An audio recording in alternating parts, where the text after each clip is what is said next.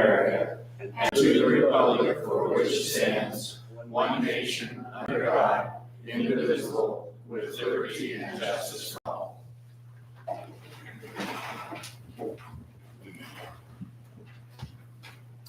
Heavenly Father, we bow our heads before Thee at this time, at the beginning of our city council meeting. We are thankful for the weather that we've had, thankful for the moisture that we've had throughout the beginning of this year. Pray that that will continue to provide the moisture that we need. We're thankful for those that serve in the city, and we are grateful for the citizens that are on Zoom and are attending this evening. We pray that we might be able to respect one another's opinions. We pray that the citizens of this community will have full confidence in us in so much as they have elected us to represent them. We pray that we might be mindful of their concerns and their needs when we make decisions. And we give Thee thanks for the blessing of living here in Toquerville. And we ask for these blessings in the name of Jesus Christ. Amen. Amen. Thank you, Wayne. Thank you, Gary. At this time, if anyone has an alternate prayer or a statement of belief that they would like to bring forward, now is the time. All right, we're going to move on to the approval of the agenda. Everybody seen the agenda, likes the order? I'll make a motion to approve the order of the agenda. Second. I have a motion and a second. Any discussion? All in favor? Aye. Any declarations of disclosure of conflicts? No. All right, we're going to move on.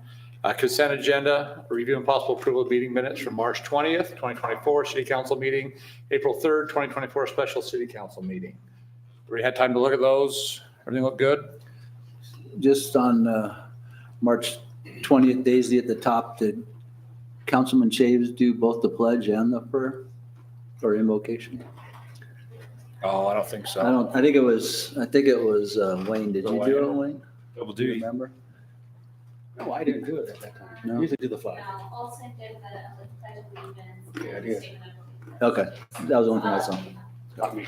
Good catch. Good catch. It was an important catch, but it was good. Yeah. All right, other than that, is there any other corrections on the meeting minutes? All right, I just need a motion to approve. So moved. Second. And a second, any further discussion? All in favor? Aye. Aye.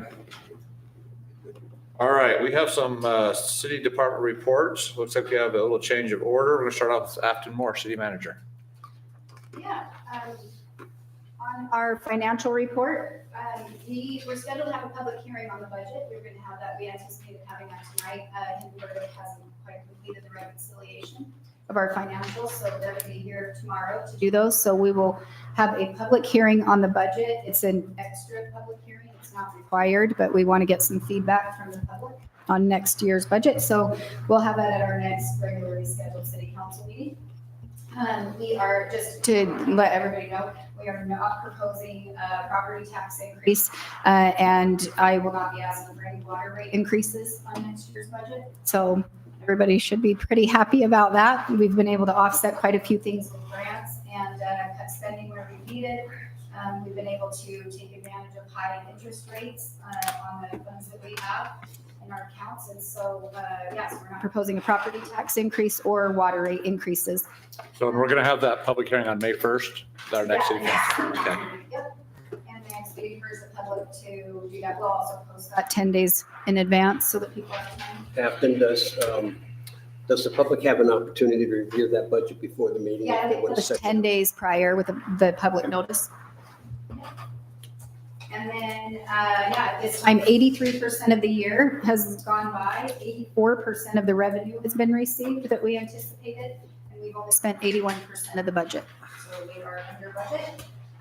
The major expenditure, we are still working on the generator, getting those quotes for installation. They had to add a few additional things, asphalt and some things like that. So we are still, so that is still pending. That is not forgotten. Code enforcement, we have hired Jason Levitt, and he has been working, he's already been out on quite a few complaints. and some land use violations and things like that. He is addressing the lighting, the vicious dogs, the nuisance ordinance, including drugs. Still working on some unlicensed nightly rentals, and then some land use violations. And, Captain, his official title is Public Safety Director? correct. Okay, Yep. but it's strictly limited to code enforcement, is his duties? So at this time, so he's in as the public safety director, and his immediate duties are code enforcement. And that's expanding, that he's working actually with Hurricane Valley Fire, he's working with the sheriff's office on public safety, just addressing upcoming needs that Tokerville might have. He's doing a ride along with the county to see what their code enforcement looks like. And then that'll expand, we anticipate that he will help with emergency preparedness. And then also the radio station that we have for Tokerville, emergency services for that. We have to do some testing and do the emergency service alerts. And so he's going to oversee that. So that's why we put him as public safety, because it's not just code enforcement, but he'll oversee emergency preparedness and the radio station. Okay, so right now he's 10 hours, so you Yep. foresee that Yep, 10 hours. increasing in the future, or Well, who it knows? just depends on, it depends on, right, how many complaints people. Well, without some of the other responsibilities. I don't know if there's gonna be much more. I think right now he's gonna be busy, might be more than 10, but I think I can see it go down actually, so. Yeah, he's got some meetings up front, obviously, with the sheriff's office and things to make sure that he's working with them. But, yeah, and if he has to attend, court and things like that. But right now, he's 10 hours a week, seems like it's sufficient, so. Has he gotten any pushback from any of the conversations that he's had with citizens? Everyone's cooperating with him? Yeah, he's great. He's personable. He's, you know what I mean? He's I know he's personal, I just Yeah, don't know he's about the calm, citizens he's yeah, and talking they've been to. great in responding to. We've gone out on a couple of them, and mostly when they're code violations, honestly, it's just that people don't know it's a violation. Right. Okay, And so, yeah, they've been great from both sides. thank you. But yeah, that's what he's doing. Great questions. And then that kind of leads me into the next one with that. We have circulated the RFP for a city prosecutor, and we should have the candidates so that we can interview those by the second, have somebody selected by the second week of May. And that is, we went and met with our city attorneys and talked to them about that. We've circulated that. Eric Clark at Washington County, we asked him to circulate that among his attorneys that are familiar there. And so hopefully we'll get some candidates back that would like to be interviewed and be able to select somebody. That will be our prosecutor. So they'll be the ones that will go to court, when there's a violation. And so we are still moving forward with our annexation policy plan and our water conservation plan, our culinary water master plan. Quick update on the Westfield Park. Those restrooms are under construction. Darren and I have been out there. They are coming along so great. We actually had a meeting to do the pavers. We were pacing those out and dropping those into CAD files at Riker and Darren, myself, Hannah, and then who else was with us? JD was with us. And we went out there and just kind of mapped those out on the ground so that we can make sure those line up with the pavilion. So that's still moving forward. We are anticipating changing one of those 4 pickleball courts into a tennis court. That was a request that came down, and the mayor visited about that. The Hurricane High School, a lot of the tennis Yeah, players I are think half ours. of the Hurricane High School tennis team lives in Tokerville. Yeah, so it'll still be within the same footprint of the pickleball courts, but it'll be a tennis court to accommodate those requests. So that was great. And then, the scheduled completion for those restrooms is July. Our AMI conversion is complete for our entire city, so all culinary water connections should have a new meter installed. If you don't see a new meter, then there's something wrong, so you should let us know. But we want everybody to download that app. It's been great. We've had lots of residents that have called and said, my app went off and told me that I had a leak, and so we've been able to catch a lot of those a lot earlier. So that's been great. We obviously still have the 2 million gallon water tank that's under construction, scheduled for completion June 30th. We've been meeting with them quite regularly. Ours, Meter change? Darren, this is for Darren, is the electrical transformer, but what are they waiting for? Is that going to be here by June, or is that think we're going to be on schedule? I know It's going to be close, Okay. close. So what is it, the transformers and Yeah. all the electrical equipment was ordered back probably November, Right, August, yeah. November, with that timeframe. I know that's a problem. I just wondered if that And was. Rocky Mountain Power can't guarantee a time when it'll be delivered, but and we're hoping and anticipating that. Yeah, they're still, as far as the contractor, he said he's still scheduled for completion of June 30th. Perfect. So, Holbrook Asphalt, they are going to begin pavement preservation projects at the end of this month. So you should start seeing them in town about next Wednesday, the 24th is when they're scheduled. And so we'll announce where those locations are going to be on social media. We'll post the map tomorrow. So you'll be able to see those. We'll post them on our website and then we'll put out our notices. The Parkway Phase B is still under construction and that's just still ongoing. AGC came and met with us last week. They've got some data from the drilling that they've been doing. And I think they've got a couple of recommendations for us. We're going to put those together formally and then send them to us this week. So we should have those by the end of the week. We met with They're supposed to have that done on the 8th, I think. Yeah, they emailed us their preliminary on the 8th and then wanted to have a meeting to follow up with those. So we came in on Friday and met with them. They came down from Salt Lake and we met with them. And yeah, UDOT also was involved in that. And then the contractor was here as well. And so we met with them and then they went back to prepare three, like a good, a better, and a best.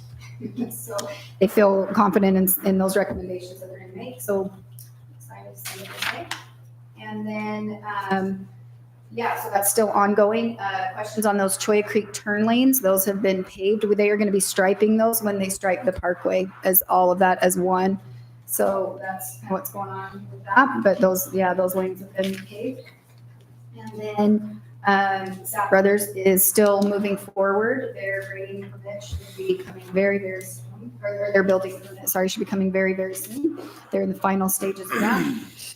And then just as far as kind of economic growth or development, Darren and I attended the Utah City Managers Association conference over the last 3 days.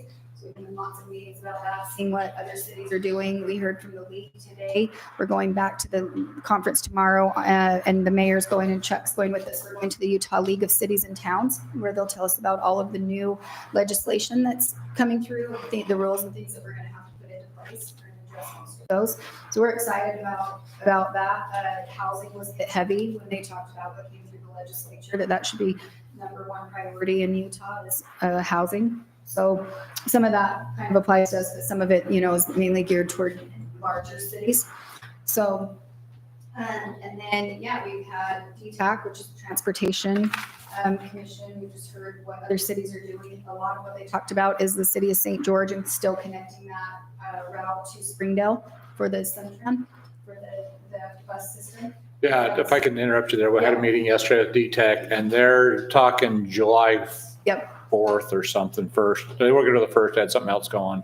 But the 1st of July, they want to open up that route to go from St. George to Springdale. Right. Did they settle on $8? When I went to DTEC, they were trying to. They're talking They thought it'd be $8. around an $8 ticket to go from St. George. There'll be stops in St. George, Washington, Hurricane, and one in La Verca, and one or two in Virgin, and then Springdale. City Hall is the stop in Springdale. And they're still up in the air on Springdale, but and it will be basically an e-ticket only. They don't want the bus drivers handling cash, so you pretty much have to buy a ticket beforehand. And anyways, there'll be a lot more information coming out on that closer to July, so.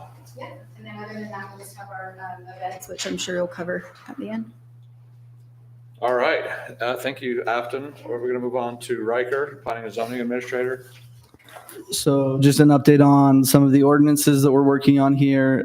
We've gotten 3 of those back from legal review and they're scheduled to be on the next Planning Commission meeting for public hearing. Those include the nightly rental ordinance addressing the requirements for certificate of occupancy, fire inspections, and parking regulations. The definition for a tavern is also scheduled to be on for public hearing for that meeting. And then an ordinance that will amend our penalty for land use violations is also scheduled to be on for public hearing. Additionally, the ordinances that we're working on, we have a draft ready for the ordinance addressing the care and keeping of animals and livestock. And and we've been able to make or come up with a draft there, and that's been submitted to legal for review. Is that for addition to the current It's an amendment to the current one, yeah. amendment? Specifically addressing the use of chickens in residential zones. Okay. Additionally, we have the parks ordinance that's been drafted and sent to the attorney for review. We have the extraction industry overlay zone. There's some changes that we made to the MU20 zone that affect this overlay zone. So we're working on a draft ordinance of that. We're continuing to work with Sunrise Engineering to develop our draft for the subdivision code to come into compliance with state code. As part of that, or in addition to that, we're working on a lot split ordinance that will be incorporated into part of that subdivision ordinance that will come before you when that's ready. We're working on ordinances addressing preliminary and final site plan, time-limited parking. We have a draft going for the direction of the Planning Commission. We have a draft going for the consolidation of the 2 agricultural zones, and a draft for addressing the secondary accesses for subdivisions. And then just a few more here. We have amendments to the highway commercial zone, business manufacturing zone, and light industrial zone. We're working on those ordinances or those drafts and hoping to get those to the attorney for legal review shortly. In addition to that, we're looking at portions of our code that are on our radar are our retaining walls and fence ordinance, an ordinance establishing regulations for accessory dwelling units, our conditional uses, and the submittal section of our code. We're also working on the development story map, working to get that up to date and ready to be posted on the website. And that's all I have, unless you have questions for me. Any questions? Of course, we've got the grading ordinance too we're working on. So. Yeah, that's with our attorney for review right now. Okay. All right. Jason's not here. Matt's not here. Tyson, you have anything for us on the legal end? Nope. No updates. Okay. Can I ask a question, Mayor? Absolutely. What do you expect turnaround times for all these ordinances and stuff? And what would be an appropriate amount of time to get? 2 weeks. That's a dream. It's a pipe dream. I have no idea. Between legal, back and forth with public hearings, changes. Well, I'm talking more specifically for legal, for maybe Tyson, if you can answer that. What's the turnaround time for Tyson for your office, or Matt? By page, if it's 1 page, 1 day, Yeah. 1 hour. That depends on the ordinance and the changes that are being requested. As far as public hearings and the necessity for those, the statute does require 10 days notice on those. Yeah, no, I'm aware of that. I'm more specific. My question is your office. When can we expect Riker and the Planning Commission to get your legal opinion on, or your legal draft of these ordinances? I don't have an answer for you at the immediate moment on that. I know that Matt's working pretty hard on. Hopefully it's a paralegal. What's that? Hopefully it's a paralegal because it's free. Okay. Maybe next meeting, we could have some sort of a idea of what it's going to take, whether it's 2 weeks where we get it one meeting and it comes back 2 weeks from then, or a month. Or if you think that's unrealistic, what is a realistic time? Maybe we could get that at our next meeting. Okay. Yeah, I can ask Matt to be prepared to answer that. I know that's gonna be tough because it depends on each ordinance. Sure. Really. It's gonna be, Yeah. I don't know how we could quantify. Yeah, an I'm not exact sure either, time but just, I Per mean, zone. I per- would per say at ordinance. minimum, you're looking at a month if you send something to planning and zoning, because you have to have the 10-day notice for each. yeah, I'm not worried about that part. So, A lot of stuff is sitting in the legal offices, okay. and that we've been waiting on certain things to come back. So just getting a basic idea. How many new items have you guys received in your office from our city?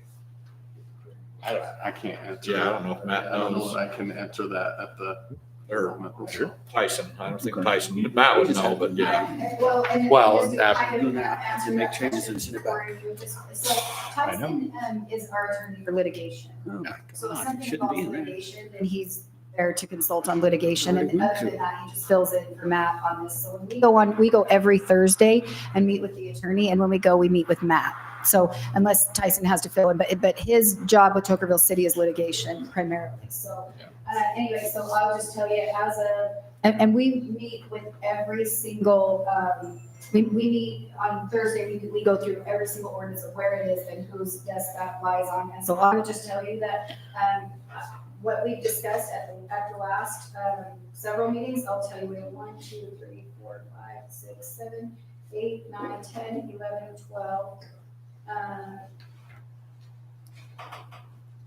13, 14, 15, 16, 17 ordinances with them. We have 17 ordinances with them. We have contracts or MOUs, construction. We have 1, 2, 3, 4, 5, 6, 7, 8, 9, and 10, 11 items. Okay. Is there, that are other. okay, so for the ordinances, do you prioritize them or is it just? Yeah, when they go through council, those get discussed at the very next to make sure that we're all on the same and that they're outsourcing those to the appropriate staff. And then- No, I'm sorry. What I mean is, do you prioritize the order of the ordinances from somebody deciding the most important to maybe we can wait on this ordinance? Not necessarily, no, not with the ordinances, no, not with the ordinances, with the, like with an MOU or something, we do. Sure. have that, So, but not with an okay, ordinance. so the ordinances are just kind of, the oldest is getting processed the first, and then the newest one. So like, for instance, the grading ordinances, the grading ordinance is at the back of the boat behind all the other ordinances that are already being processed. I don't know how they're prioritizing those when they go, that's up to Matt. I can't speak to how Matt is prioritizing. Can we get an answer on that too?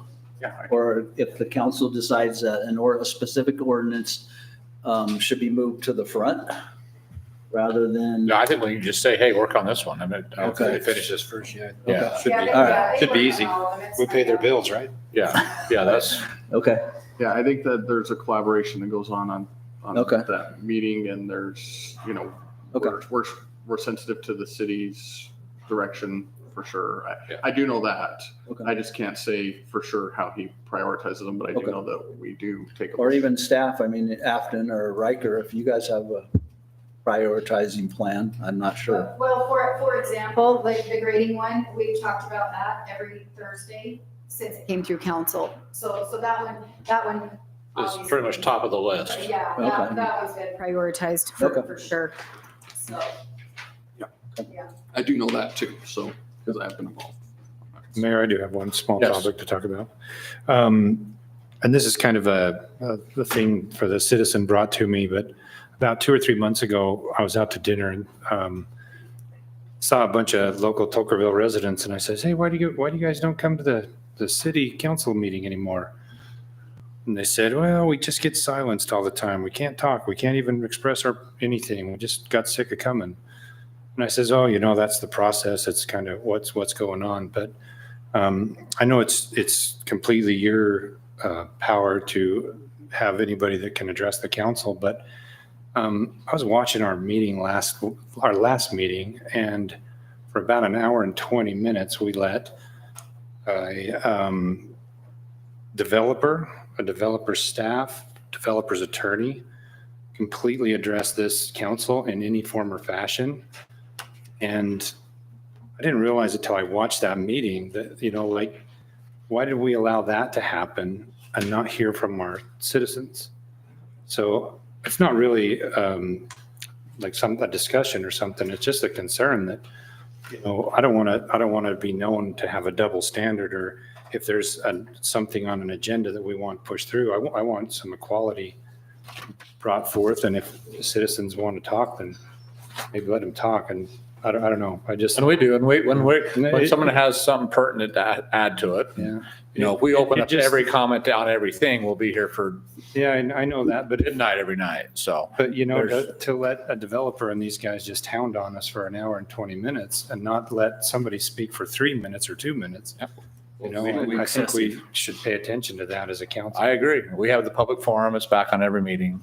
That wasn't a public forum. I'm I know, talking about I know. just I'm just saying discussion- that is just on discussion here. items. Yep. Yeah, but and I don't mean to interrupt you, but if you look in our policies and procedures, Joey, under 10.9, it says input from public in absence of a public hearing. The mayor may, of his own volition or at the request of any council member, request input from members of the public present on any item before the council for discussion or consideration, even in the absence of a scheduled public hearing. So it's the mayor's, Yeah, that's what I said. Opportunity. Yeah, It's it's just it's the up to the mayor's. mayor. I just or the council, just if one of the councilmen requests. asked the mayor. Yeah, yeah, so, I understand that I part. mean, It it's just- part of our procedures. it just like made me feel bad for that citizen and those two citizens there that, you know, like we're silencing them, but we allowed that to happen in such, If the Long mayor's, periods of if the time. mayor's going to be more lenient on that side of it, I think he needs to make it clear. We don't want the public to come up and say, I'm against this. I don't Yeah. want this or We just want- whatever. If the public If they has have some new information yes, that I is agree. relative to a decision that we're making, then I would consider that viable. But just to come up and say, I agree with And that. that's what we had those discussions. They were all viable input on what we were discussing. So absolutely. Yep. Okay. Yep. Okay. Anything else Lopsided. before we move on? We're all good? All right. I got one for you, Ron, real quick. Yeah. I sit on the solid waste board. Yep. So two things they're looking at. One is they're working on a new administrative building. Yep. And the second new thing they're looking, scales. the second thing they're looking at, yeah, new scales, all that stuff. Second thing they're looking at is a way to capture the methane rather than burning it off. We're trying to find a way to capture it and maybe put it back into electricity or something else. So Yeah. those are the two basics. Yeah. And that's, I hate to say it, but we've been talking about Yeah. that. When I was on the committee 5 years ago, they were talking about They're it. still talking about it. Yeah, and the scales are finally coming. That's gonna be nice. If anybody goes to landfill for mulch or taking trash out. Yeah. The new scale house is gonna be nice. Double lanes going in, double scales. A lot of the trucks, the Republic trucks have actually RFID, so they know how much they weigh. So when they come out, they don't have to get weighed emptied, so it's gonna speed up a lot of things. So it's gonna be really nice when they get that up and running, so. That's it. All right, well, we're gonna move on to our I president. got one question. Oh, yes, Wayne. So I want to know why the grading ordinance is back at the attorney's. To fix the legal. We had all the legal stuff that we had. But we They were had- talking about, We have an approved ordinance in our hands right now, we do. and we sent it back to the planning commission for No, we- changes. No, we sent also it- send it to we send legal. it We send it legal. both. We send them to both. We actually sent it to legal first, so Yeah. they can do the stuff that we said Yeah. to change, add the permanent and the. So then we The gotta send it instruction, back the again. It's gotta actual, go, the actual instructions we gave on last meeting, as I watched the YouTube, was Mhm. through planning commission. And the only comment to attorney was said, and then attorney review after by you. That was exactly what this I council can't said. imagine sending something to the attorney Doesn't and then matter. taking it The- right back and send it to the planning commission, have them make more changes, then we send it back to the attorney. It If- seems like we if I- missed a step there. If I remember correctly, it was to go back to planning commission and also legal. Legal was for the, After planning commission. legal was for the interpretation of whether we could require what we call the performance bond or a surety bond. That was what legal was looking into.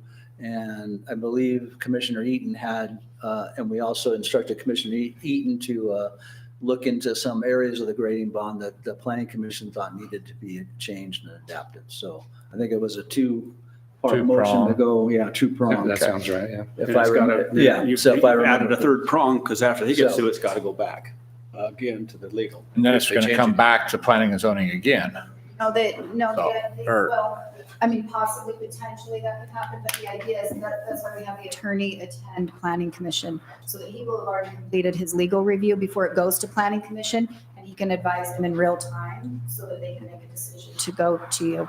So that's the process of most of our ordinances. They leave the council and they go to the attorney, and then they go to planning commission, the attorney attends. We actually didn't used to have legal at the planning commission. That was something that we added to actually speed that process up. has the planning commission been in communication with the attorney on this issue? Not yet, no. No. As Todd stated, we really was supposed to go either two different directions or come to planning commission, us make changes and then send it to the attorney. Then your attorney's only reviewing it once. And then it comes back to planning commission and then we forward it to you guys. How it's happening right now is it's going to the attorney. Staff is prohibiting planning commission from even reviewing it. Well, it's on the next meeting. It's on the next meetings. And Yeah, so yeah. So we're, that needs to be, Yeah. that guy. It's on the meeting. Resolved. and it that's- is, it's all taken care of. Yep. There.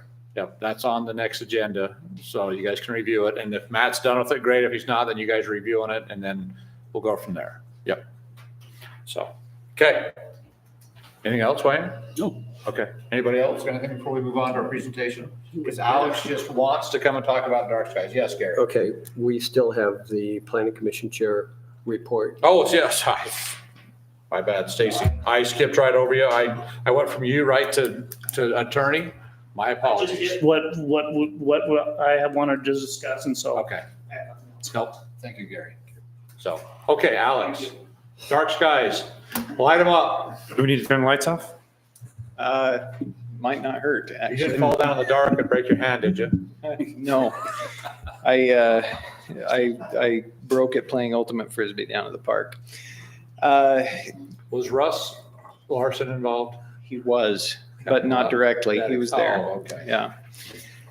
Okay, so thank you for everything you do. First of all, I know it's a pretty thankless job, and I know there's a lot of hard decisions and stuff, so thank you for listening to me and for all the work that you put in.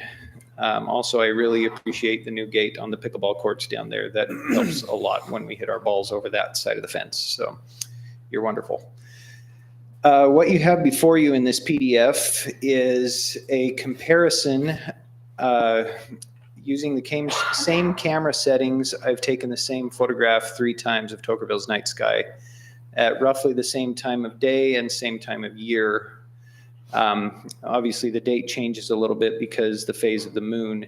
I always try to take these pretty close to the new moon so that the moon isn't interfering.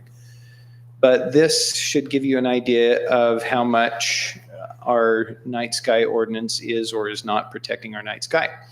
And I just, I hope that this can be used in the spirit of useful information. So the photograph that you have in front of you is from 2017.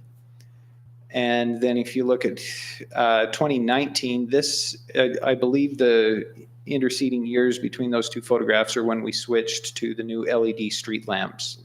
And that's kind of what prompted me to take this photograph in the first place, because the color temperature on those was pretty cool. It's a pretty high color temperature. I believe they were about 5,000 K. And that scatters in our atmosphere a lot more than a warmer color. The 2017 photograph, we still were using the old sodium vapor lamps, which are very yellow, very warm color. That doesn't scatter in our atmosphere as much as the blue wavelengths of light do, which is why the sky's blue. So it doesn't pollute as much, basically. It reduces glare. So we switched over to these new street lamps, and you can see the difference in the sky between 2017 and 2019 is pretty dramatic. So in the meantime, the city has since installed filters on our street lamps, and those are why you see kind of a little more clarity in the hills here in 2024.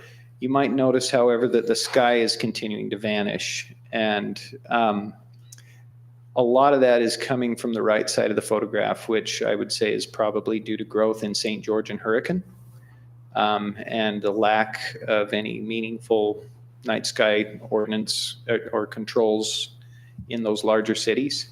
But some of it is coming from us.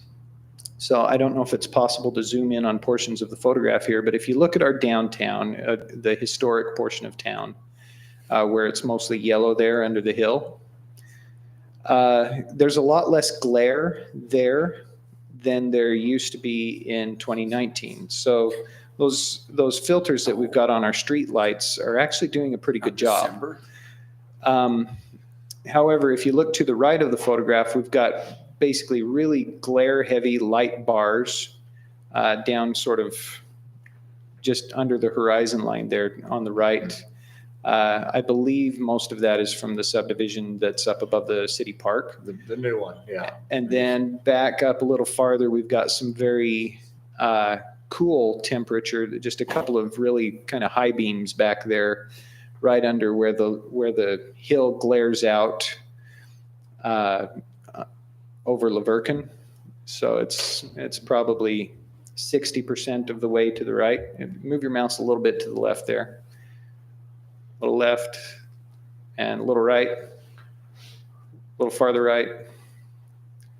So now move it straight up. Okay, so right there, we've got a couple of lights. And I don't know exactly where they are. I think they're in our city, probably a little north of the cemetery.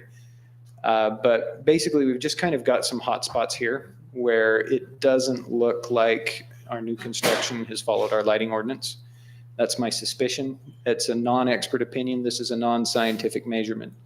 The camera is using standard exposure levels, so it's fairly accurate, but it's not perfect. And I understand, I think the city has some actual like light measuring equipment, but that's just kind of what I wanted to bring to your attention is that in parts of our city, I think our lighting ordinance is working, especially when it comes to our current street lamp situation.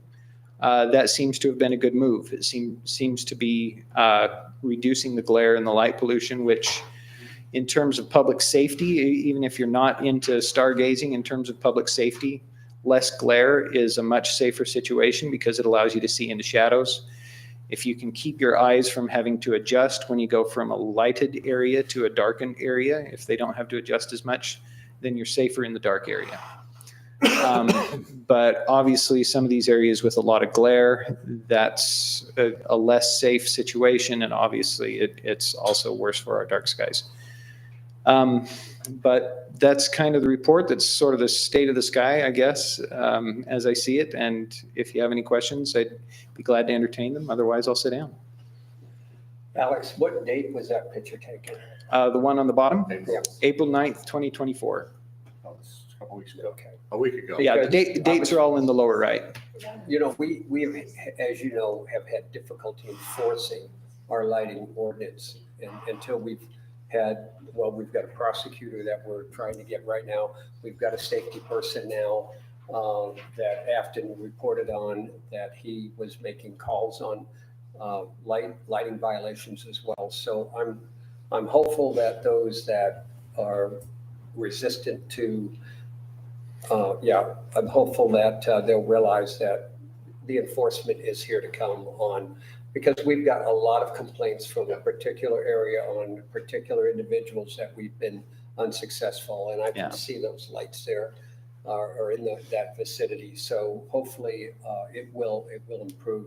My greatest fear is, you know, as we grow, we continue to grow, and to the west of us, we have a lighting ordinance. You were involved in helping to put that together. I'm hopeful that those new lights are going to continue to do the job for us. Here's hoping. And I think Darren, Excuse me, just so you know, we were trying to get it on, but we've been working with some manufacturers that actually meet our, for less of it's a night sky ordinance. It's not a dark sky ordinance. Right. That's not even right, is it? It's a lighting ordinance. Yeah, it's just exterior lighting. Exterior lighting, I'm sorry. It's the exterior lighting ordinance is what we're following. And we've got 2 standard street lights that we're going to put into our drawings and standards and specifications that meet those, meets the downward, meets the temperature, meets everything. And so as the new development, as far as street lights, we're going to keep that. If you look at the new lights, because I went up there to see if they were, it's taken almost 8 months to get the street lights. They've been there. They just haven't been working for about 8 months. Went up there the other night and I was going, boy, that's really, really bright. And I got up there and I was like, oh, that's not even the street light. You can't even hardly see the street light, but you can see possibly houses. Yeah, and that's something we need to look at. Make sure our building inspector is inspecting the lights before they. But the standard and specification, we need to get that in our, I know I should have that to you next month or in 2 weeks. So that you can look at that and see those standards and specifications. It's basically going off of like Ivan's standards and specifications, and they are very renowned for their dark skies out there. Also, St. George City and Hurricane have those same requirements as well. It's just getting the manufacturers that make these streetlights. That's super important. Yeah. Yep. Walmart distribution puts off a pretty good chunk of Is light. this, so. like timeline, is this like when people are still active between like 8 and 10? No, Or is this this after? is- What is this No, like? the- These lights are- should be off, right? Like, Yeah, especially porch these lights. are between 4 and 5 a.m. Really? Yeah. Wow, that's even worse. Yeah, because that's the only time the Milky Way's up in March and April.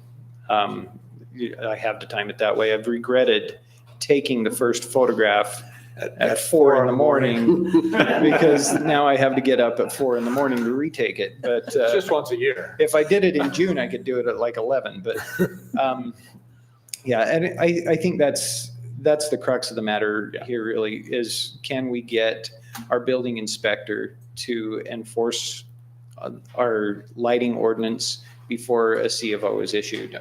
If that doesn't happen, then Firelight's going to blow this out of the water. I agree. We're going to look at their exterior lights before we even approve. Hopefully that's something And planned. just so you know, we're looking at their house plans and things such as that.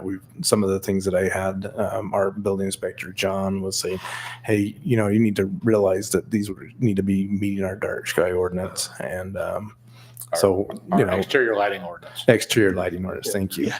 So I have a hard time. Right, what right. it is, but yeah. So we're trying to do that, and actually we're working super close with not just one developer, but all of them, from Anderson Junction all the way down, to basically get this standard spec. I Because think we the RV park is great. You go by there and it's, I mean, that's some Christmas lights during Christmas, but everything else is pretty dark for a commercial area. yeah, So it looks it nice. really is and the travel center across the street. Yeah. Same type of requirements in the parking lot. It's going to be downward. It's going to be that type of thing. Right. And Riker and myself are both very aware of that. We've been looking at their photometric plans and such, learning more than we ever thought we needed to know about that. So it's and I've thought about Yeah. Yeah. We're talking about the truck stop. Yeah. It's shocking. Call it a traffic center. you're still gonna have your lighting underneath The the. encroachment from the west is shocking. It is, yeah. From the, yeah. You'll still have lighting because Thank you for doing it is this. that really it is a important. It is a, Appreciate you doing it's this. a truck stop. it is a travel center. Yeah, Changed it's the timeline. they're still gonna see it. Start the new timeline by June, 11 PM or 12 PM. Reset.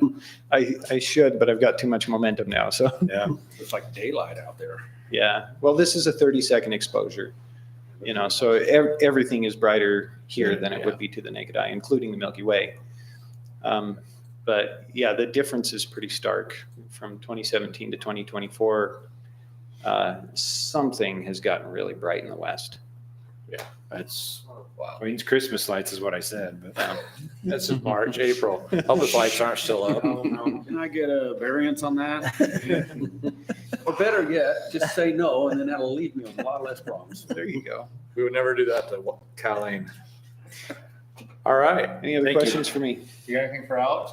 Thank you, Alex. I Thank you. appreciate this Thank you. every year. I think it's, from 19 to 24. Let's maybe have you come back in 25. Let's just see what we do. Sounds good. And thanks for working me in early in the agenda. I've got to run. Yep, no, you're good. Thank you. All right, we're going to move into our public forum portion of our meeting. So this is where anybody from the public can come up and discuss items that are not on the agenda. You have 3 minutes, and please state your full name and address.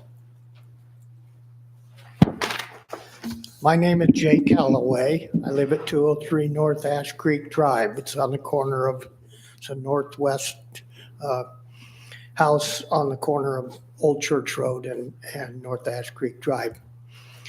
I recently, very, very recently, submitted a letter to the city here in reference to North Ash Creek Drive and West Creekside, which Ash Creek Drive becomes as it curves towards Tokerville Boulevard. And this is only a quarter of a mile long, approximately, piece of roadway. And what what's in that letter, and is, of course, I'm asking you to consider restricting in some way the use of that portion of North Ash Creek Drive and West Creek side to residents only, or something along those lines. Because we have concerns, and I say we because I got virtually every person that lives on that roadway to agree with me and sign this letter. Our concerns are safety, the safety of the residents. There's children play in streets, some more than others, and we have some of the mores. But that street gets traffic that isn't necessary. Old Church Road between Ash Creek and Tokerville Boulevard is a very improved portion of roadway, curb gutter sidewalk. It's wider, doesn't have bumps in it, doesn't have houses 5 or 10 feet from the road itself, you know, in the front setback. And there's just no reason that we as residents who witness this can see that should be open to traffic that isn't local traffic. The minute we have fair weather, we have, and I have nothing against them. I have one myself, ATVs, side-by-sides that go up to Tokerville Falls, and they come in town and park their rigs in with a trailer. A good portion of them park them at the church and then take North Ash Creek and use that portion of the road. They don't follow the speed limit or the traffic laws very well. Okay, so what I want to do here is I'd like to put this on our agenda. Yes, Afton. Yeah, continue, just So- when you're done. Okay, so I want to put this on our agenda, and we can come up with ideas how to do this. I've talked with Wayne, I read your petition, I saw the letter, which is great. What Wayne and I discussed, but we'd like to get everybody's thoughts and maybe making it a one-way, limiting the access, no heavy trucks.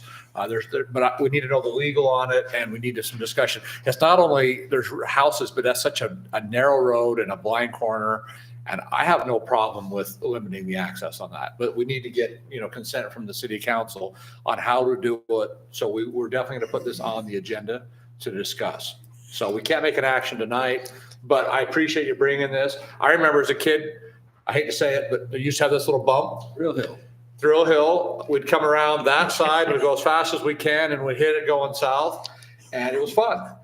I did it going the other way once and almost hit a house. So I'm not going to say that I actually ever did that, but anyways, I know what you're talking about. That road's been dark and dangerous since I was a kid. So I agree with you 100%. So let's come up with a way to make this safer and how we can do it legally. Thank you. I brought it up it was very recent, within a little over a week that it came to you. And I brought it up in case there was any questions or anything that might need clarification as to where we're coming from or anything along those lines. Okay, Afton, what do you have? Well, and we looked at it, and then when the mayor and Wayne and I were driving out to a Parkway meeting, we talked about that petition. And the two things that we're looking into on that are, we completely agree that street should be that. There are a couple of things that we're doing to accommodate that. We are incorporating that in our draft master transportation plan. We're redoing our master transportation plan and getting one in place. So we counted for that in that as a proposed one way right there. And the other one, the other thing that we're doing is that this road out here still belongs to UDOT. Right. And so we have to coordinate the traffic coming off and what we can do within there. That'll change obviously drastically once that road is ours. Once the parkway is complete and that transfer happens, that will change, that will give us a lot more leeway. say in what we Exactly. can do with that road. And so we've already started those conversations and put them as proposed in the master transportation. So we thought it was a great idea. Thank you. I didn't come here to pressure you or ask for anything. Yeah. Oh, we I agree. came here to squeaky hinges get oiled. Absolutely. Out there, we've driven it at different times of that. I came out and drove it at about like, I don't know, 7 o'clock or so. And there was a family, she had her in the little like Hot Wheels, the Jeep, and was going and they were running all around. So we can see, we've been out a couple of different like times a day to see, we can see exactly what you're talking about. And it, Thank you very much. You yeah, have and a, kids in the road, that's part of it, but really it's such a narrow road and a blind corner. That's the more safety issue than, we can't have everybody with kids come to town and say, hey, we want to close our road next, we have kids in the road. So we can't make that a precedent, so. thank you. But the blind curve and all that, so. All right, thank you. Please state your name. My name's Lynn Williams, 1075 Ramos. I'd like to report to the city council that the southern emergency exit Trail Ridge is still closed and locked, contrary to development agreement and common sense. Thank you. Thank you, Lynn. Anybody else have anything? All right, well, we are going to move on to our business items. Item 1, discuss the possible action on a conditional use application submitted by Robert Lewis to exceed the permit height for an accessory building, tax ID number TAHP A53, current zoning is R120 single family resident. All right, Riker, you want to address us on this one? Tell us what they're trying to do, how high, all that stuff. So just according to our code, according to 10-10A-4-3, any secondary structure that has a height of 18 to 35 feet requires a conditional use permit. Yep. This conditional use permit application is for an addition to an existing structure. That existing structure is 29 feet high, and the applicant is seeking a conditional use permit for the addition portion to match that height. Okay. So does he have an existing conditional use permit on the existing? Not that I'm aware of, no. Okay. Was it effective? Okay. So, and this is in the neighborhood where we've given other conditional use permits for taller buildings, right? So, Okay. so there's other buildings on that street that are of a similar height and of this on Mulberry behind it. Yep. Okay. Any questions, guys? Comments, questions? I think the planning commission looked at it. They were okay with it. I think it's just an add-on. Yeah. Yeah. Yeah, Motion to approve business item G1. Second it. I have a motion and a pair of seconds. Any further discussion? All in favor? Aye. All right. Any opposed? All right. Item G2, I've been asked to table this item. I need a motion because Troy had to leave. Something come up, he had to leave and he couldn't be here this evening, so he wanted us to table this for the next meeting. So, okay, I have a motion to table. What's that? It's crazy. Why table it? Because he's not here, he wants to be able to address us. He has the right to address the city council, and something come up, he couldn't be here, and he apologized, but he wants to table it. So, and I set the agenda, and I told him, well, it's late, but I can ask you to table it as a courtesy to our developers in town. Well, he went to the planning commission He did. and now it's here. I thought we were ready to address this. Well, we are, but if without the person here with the applicant, he has the right to be here, and he asked me to table it, and I told him we could table it. It's not that big a deal to table an item and discuss it in 2 weeks. So I have a motion to table. I have one motion. So if there's no, I'll second it. okay. I have a motion and a second. Any other discussion on it? On the motion, all in favor? Aye. Nay. Opposed? Nay. So we're going to hear the motion. We're going to talk about this. All right, I'm not very happy, honestly. A guy can call and ask to have something tabled, and he is a developer. He's done a lot for the city. He's building in the city. We're trying to, well, let's discuss it. What has he done for the city? He's developing the city. He's bringing development houses to that's what developers do. This is the third time this So- zone change has tried to occur. And every time I don't know why we're even addressing it anyway, because it goes totally against your general plan and everything else. I mean, it went through is there a reason besides he's just not here? If it's pretty important, you ought to be here, but that's just my thinking. Yeah, he would like to be here, but something come up. I didn't ask him. It was a personal thing. So, and he asked me to table it. I didn't think it would be a big deal for 2 weeks till we discussed it when he was here. So, My reasoning for seconding the motion and voting in favor of tabling it was the fact that I had some questions to ask the developer that now I can't ask. I'm not sure if staff will be able to answer them, but so that was, okay, well, we're having a discussion, so who's starting? Go ahead. You want me to start? Yeah, go ahead. Okay. Yeah. We're in discussion, right? Okay. Darren, go ahead. Just so you know, Todd, we can't really speak for the developer. Yeah, okay, well. What I then- guess if we're Okay, gonna- well, I'll Actually, I guess if we're going to hear it, we should probably go through the process and have it presented by staff Sure. as normal. So yeah, we're going to sounds good to me. go through the formal action there. Sorry if I didn't want to step on anybody's toes either. So this zone change application was submitted by Troy Wall for the tax ID T-91-A-1-A-2. The current zoning is R120. The requested zoning is R112. And it's before you for your review, as well as staff comments included in your packets. Did you read the packet? Yeah, I read it. I watched the planning commission meeting too. I appreciate all our residents that came and It spoke. was a great turnout. It was Yeah, unbelievable. I turnout. appreciate all our residents that came out and spoke. Go ahead. Stacy. So this isn't the third time that he's asked for a zone change on this particular. He Yeah, asked for it a is the zone third change time. on his last phase. Last phase. Bentley tried it. Phase. Bentley couldn't Whoa, do whoa, it. whoa, Bentley who's- sold it. Who's Bentley? This is a new developer. We can't count what some other developer I has said done. this property, this is the third time this has been rezoned, not the developer. So this is his first time in asking for a zone change on this phase. It's the second time because the second it's his time. subdivision. It's the second time. But he asked for, that was his last tried to- phase. The last phase When before. I was chair, it was, I believe that was brought to us, the whole thing. And then he pulled that off and did the R120 on the bottom.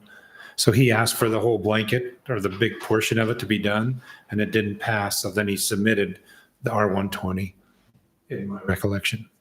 That's what I thought, but. But did the planning commission accept it or deny it? It was voted on 4-1 to recommend denial. I'm the dissenting vote on it. You know, this does go, I do believe this does go along with the general plan. We had always talked about a development, the closer it gets to the bypass road, the smaller the lots will become. This is becoming so that this next phase, so you have agriculture, half acre, and then you have R120, and now he wants something smaller. And then the next phase would go even smaller, which would be right up against the road. So, and it goes right along with our general plan. It doesn't own the property right up to the road. Well, as close as he can get to the road. Todd, what's your question? So, We can- thank you, Stacy, for that. My first off is with Riker or Darren, if you can answer this. We approved the general plan with the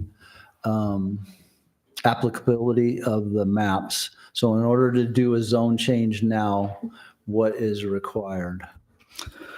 So with the map you're referring to, correct me if I'm wrong, that's the future land use map that's in the general plan, correct? Yes, that So- we designated, it was going to list all our zones and it was going to take quite a bit of work to change it. So what were those changes? So as you can see here and included in your staff comments, the future land use map designates this area as residential.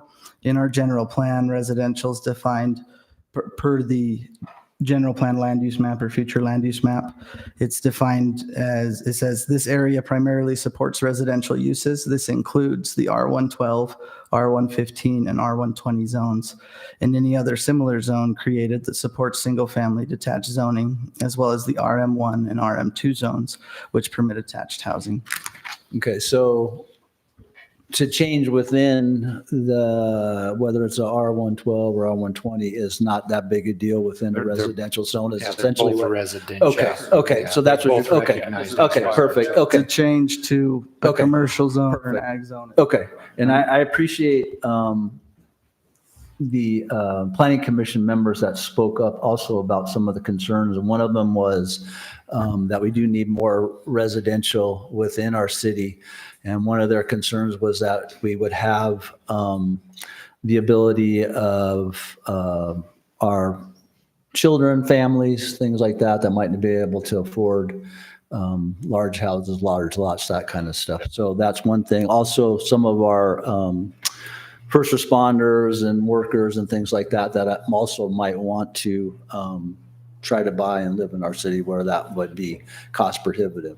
But I also understand the, our other side of that by one of our commissioners where not necessarily a smaller lot or a townhome or a condominium is going to give us a more affordable house regardless. So I understand both of those arguments.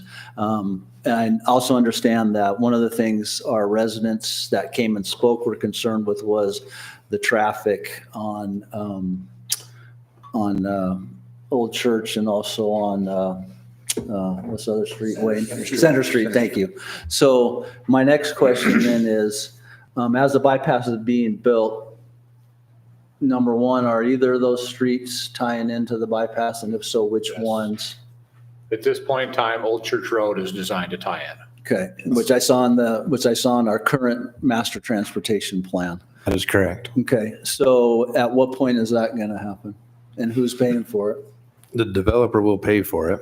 Firelight? When they tie into it. Firelight or this developer? Let's say this developer, yeah, whoever buys the property. Whoever goes, The yeah. property and wants to develop. Okay, because so then to clarify that, this property and then the next property over, they don't own that yet, and that's the one that's closest to the bypass. And in order to get the, That property between him and the highway is Doug Westbrook's property. Okay. Not Firelights. Is that section, just curious? But what's that? Westbrook, from this property to the highway? I don't know, it's probably 300 or 400. Just a feet. rough idea. 300 or It's pretty- 400 pretty feet. small strip.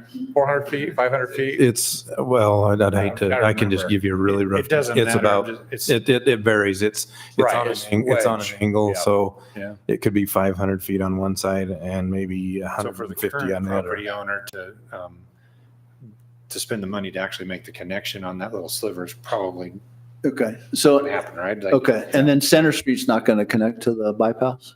Not directly at this point. No, Yeah, okay. it would most Okay, likely. and that was one of the concerns, or that was also another large concern with the residents. Actually, it will, Center Street is not a connection point as per our agreement with UDOT. Okay. So it will not, there will not be won't. another, Okay. there will not be So it's just gonna another, be, Will- it will be eventually Old Church Road in that area. yes, or in that area. Okay, okay, and then in addition to the concerns of our residents was the narrowness of the bridges at Old Church Road and also Center Street run by the park. Next phases and things such as that, we will require traffic analysis. But I know that most traffic analysis that you would get on such a low R112 or R120, I'm sorry, that many homes.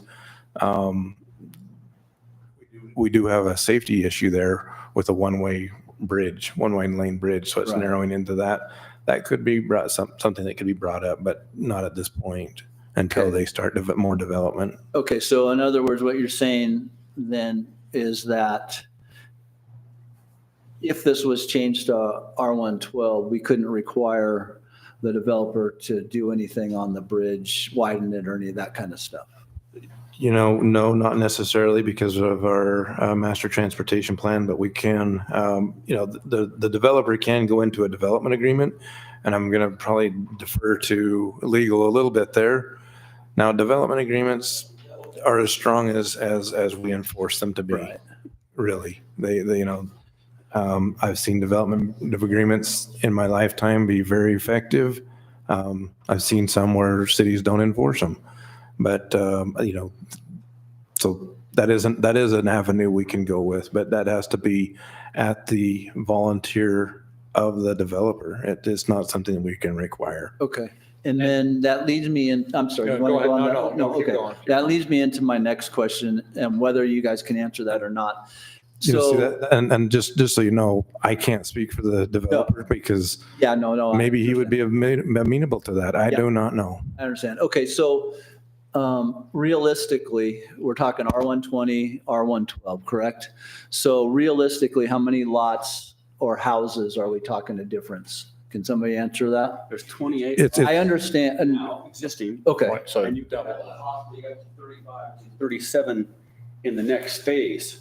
depends on the layout of the road. well, yeah, that's why I'm asking that yeah, question. you're going to subtract out Yeah. your roads.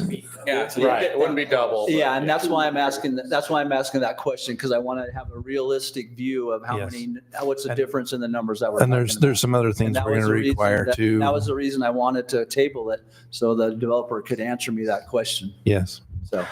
You know, there's also things of drainage issues. Yeah, no, I know. Drainage concerns and things I like that. understand all that, and that was my reason I wanted an answer to that. How many houses difference are we talking about between the two different zones? And if you look at it, I mean, I don't bring it up, but not every house is going to go out on Old Church Road. You have Center Street. Yeah. Both that subdivision feeds Correct. on Center Street and Old Church Road. Yeah, correct. So, I and understand. there's a wider bridge at Center Street and, you know, so. I understand. I was just trying to get a actual number. What's the difference?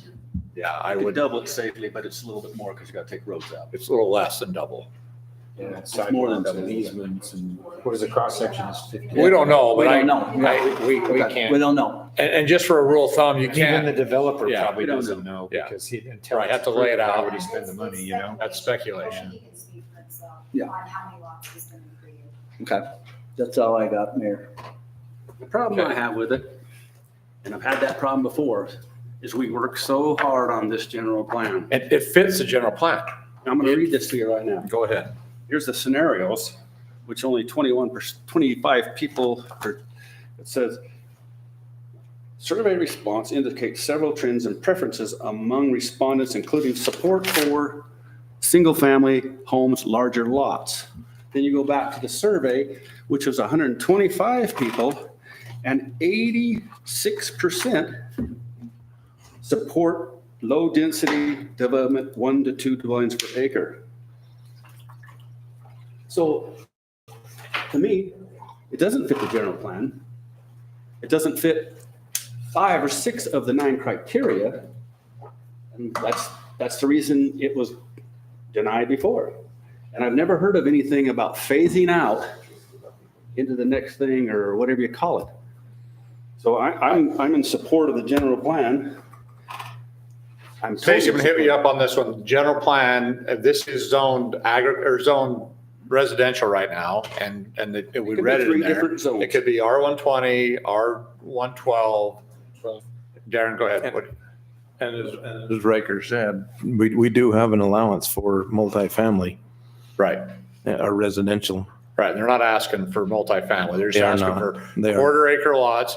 And I understand the quarter acre and the half acre lots. We love big lots. But my opinion is a quarter acre lot is a large lot. I mean, it is. A quarter acre is big. And this section of land does not have irrigation water, correct? It does not have it. And the hillside, I'm laying out what I see. The hillside up there is pretty steep. What do you do with a half acre lot when you have 20 feet or more elevation change? You don't have 24 feet elevation. Somewhere in 20 feet on It's from 8 the, to 10% grade. and so if you, it depends on how old the lots are laid out. So If you have a long it was brought up that about the retaining walls. Right. And right now he is in his existing phase 2 there. He is at the very maximum of 18 feet on his rear retaining walls there. So, yeah. It's doable. But what I have a hard time right there, Justin, is the hardship's not supposed to be borne by the city or the residents. I don't see a hardship though. That's where I'm Well, you're going with retaining walls and can't configure the lots. This is What what I'm saying is I the think town a wanted. If you wanna half acre, Go through this 9 criteria, tell me how it fits. Stacy, you voted for it. Did it fit the 9 criteria? In your opinion? Well, you guys are mixing something up though. Planning commission has to go to the 9 criteria. We City don't. council does not. You're a legislative body. You're to take into special circumstances of the property, of the desire of how you want the city laid out, all kinds of things that you guys can do whatever you want. Planning commission's hands were tied. I still didn't quite agree with that it doesn't meet most of the 9 criteria. Those 9 criteria, you could approve or disapprove any project that comes along with those. But you guys have the ability to make any decision you want. You're not bound by the 9 criteria, No, we're not, but we look at the 9 criteria. but you don't have to. But why would we want to? That's true. So if you don't want 18-foot walls, you can make, or You can make 20-foot smaller walls. lots. You can make smaller lots. You have that ability. Well, I'm not saying, anybody's not saying we don't want 18 walls. Here, we're back to the wall thing. He can split his walls. He can do all kinds of creative things. The town vision, this isn't what the town vision was. Well, right across the road, you're gonna have. Your planning commissioner's seen through it. Your planning commissioner's seen it. They went through that and they had it was a really nice, well-organized meeting and they come to their decision. Yes. Just because I happen to agree with that, but I'm more solid with the general plan. I've been fighting this thing and trying to get this thing to go and listening to what the people would like in their community. There was no public clamor in this meeting at all. No, it was a very good meeting. It really was. And them concerns were stated.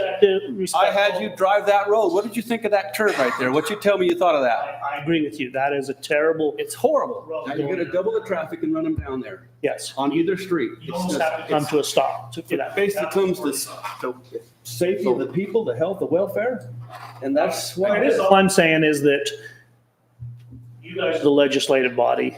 You're not bound by any 9 criteria. You're not bound by anything other than what you want to do. That's just that simple. I do want to make a quick correction on that. It's not that you can do whatever you want. The legal standard, the legal standard is, the legal standard is reasonably debatable. So if whatever decision you make is based on a reasonable, as long as it's reasonably debatable, and you reference the general plan in your decision, that's the legal standard. I just want to make that. Oh, that is right. So. We do have to follow that 9 criteria as a planning commission. If not, you have to make a reasonable decision not to. Is that correct? You almost like kind of sort of. Yeah, you're a legislative body and you're given a lot of discretion on your decision. What the courts will look at is whether it was reasonably debatable or not. And that gives you a lot of discretion, but it's not unfettered. Looking at the 9 criteria definitely helps that reasonable debatable standard if you're going through. You're not necessarily bound by it, but you are bound to look at the general plan and take a look at that. The courts do require that you look at the general plan in your decision. Okay. Well, any more discussion on this item? So, I'm sorry, Gary, go ahead. Go ahead, Troy. So after hearing the discussion, would the council reconsider a motion to table it? Make a motion. So I'd like to make a motion now that we've had a discussion that we table it for the purpose of having the developer come in and answer some of our additional questions. Second. I have a motion and a second to table this item. All in favor? Aye. Nay. All opposed? Nay.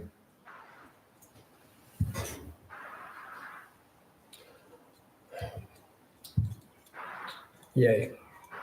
Yay to oppose or yay to? Yay to table. Okay, 3-2. All right. Motion's tabled.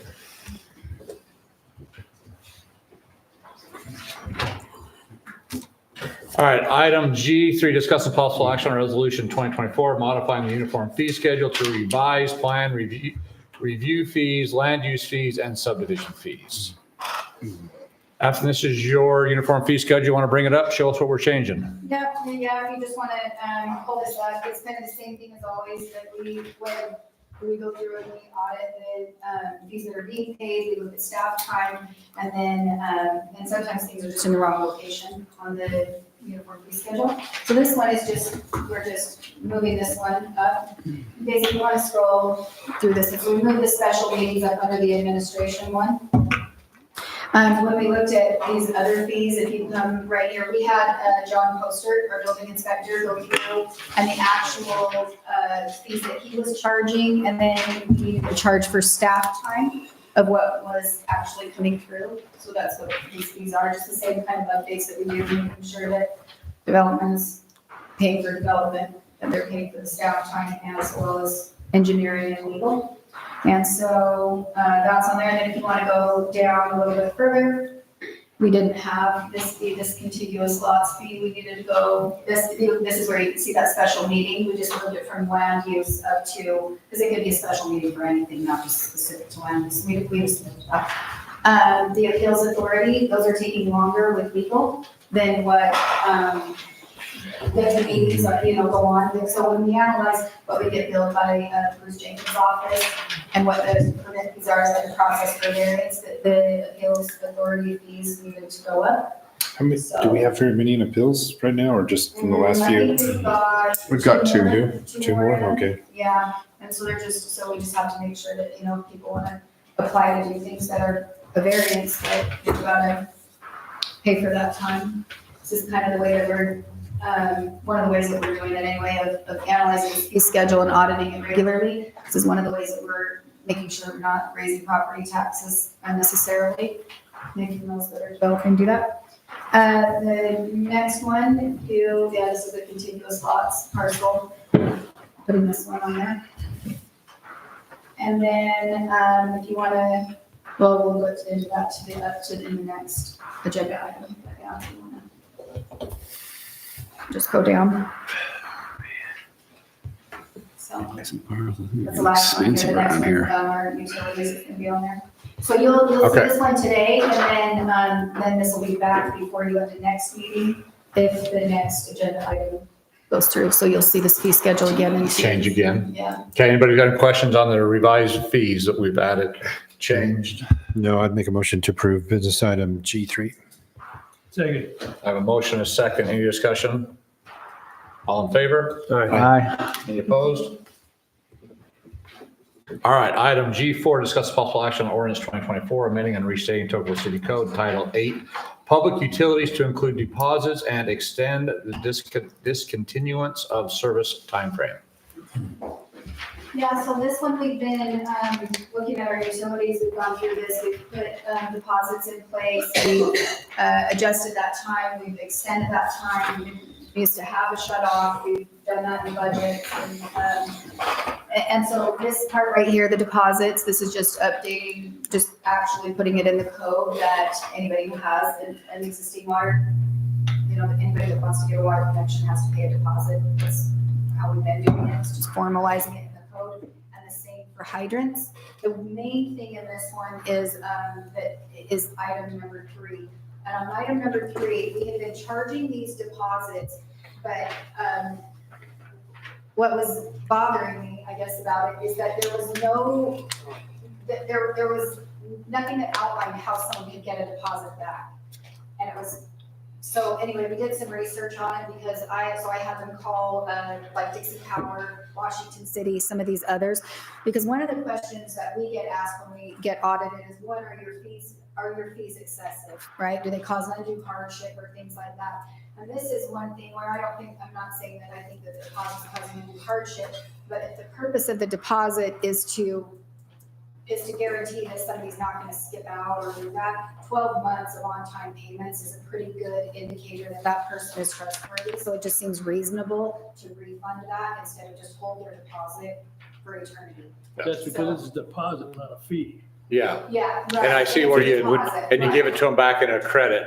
Right. So you're not even giving them cash They money, you're just So working. this goes to like all city departments? This would be applicable to all city departments or just water? So this one is just on our, well, that's the only thing we have, Yeah. that we do for utilities. Because Everything else is a pass through and handled by them. The only thing I can see in the bottom that we may want to change is instead of you can either issue a check or a credit to their billing statement, because if we evolve into something else, I mean, I know times where people have $50,000 deposits that they want their money back Yeah, ours or is- something, and ours is but I know it's separate. just We schedule like basically 3 to water, but 500.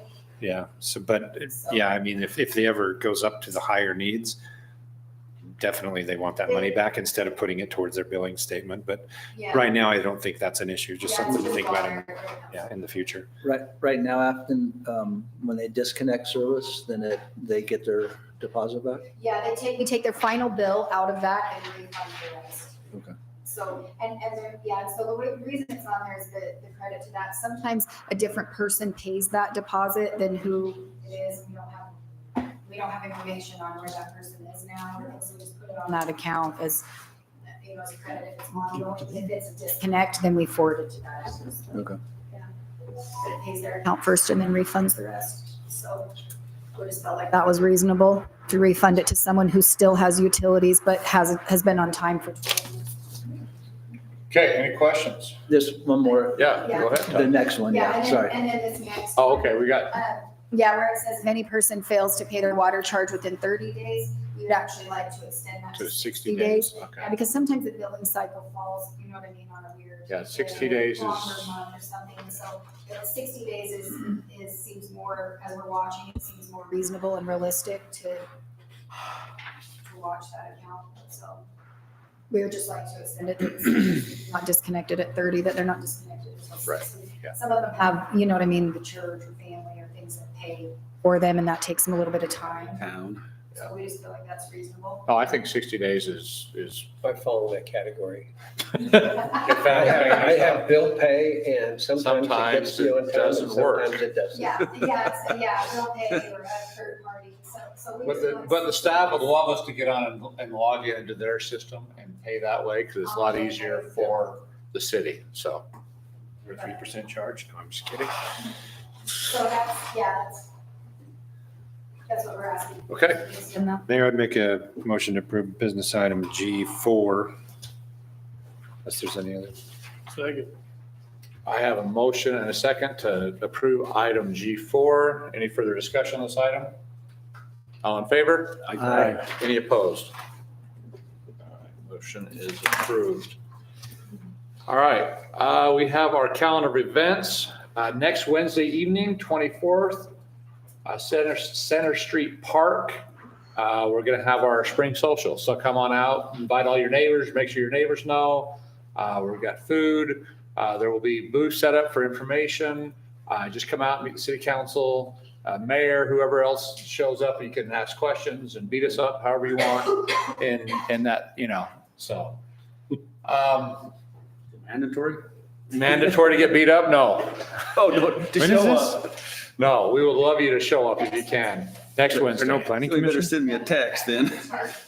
6 o'clock on a Wednesday. It's on Tuesday. Planning Commission's on Tuesday. Community readiness meeting will be on Thursday, May 9th, 2024, Town Hall, 7 PM. 4th of July celebration, of course, is on 4th of July. It's Thursday this year, Center Street Park, 7:30 a.m. That has been getting bigger and better every year, and we love what we're doing down there at the park. So that is our meeting for this evening. Do we need a reason to go into closed session? Yes, sir. I'd like to call a closed session for discussion of character, professional competence, or physical, mental health of an individual, and also for strategy session to discuss collective bargaining. And I would like to ask that all of staff and planning commission chair stay in the building, but not in this room. Second. I have a motion and a second. All in favor? Aye. Any opposed? All right, this open session is now adjourned at 7:24. 5-minute break? Sure. Thank you all for coming.